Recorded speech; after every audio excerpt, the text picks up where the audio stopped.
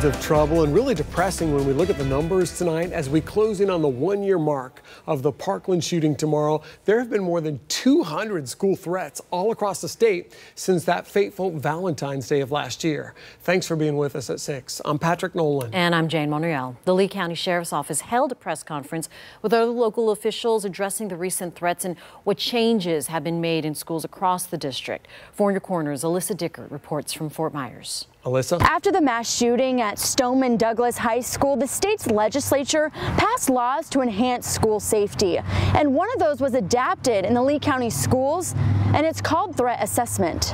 In 2018, there were a total of 15 school threats in Lee County, and so far, we've already seen 14 this year.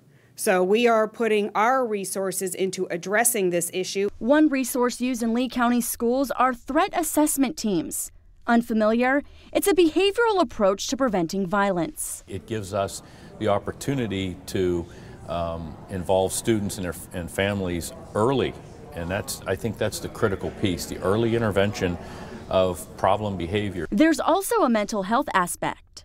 We have established agreements with community behavioral health providers to provide mental health services to our students. And again, here's how it works.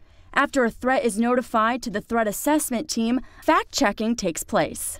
It's a student that's crying out for help.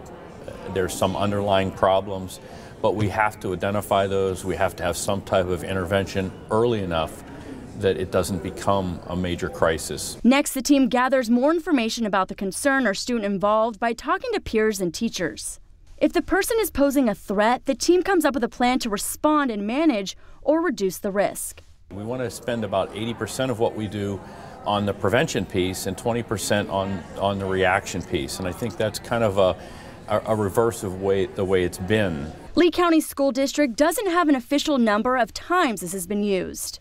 The Lee County School District has a full guide for parents, and that can be found on Fox 4's website. In Lee County, Alyssa Dickert, Fox 4 in your corner. Thank you, Alyssa.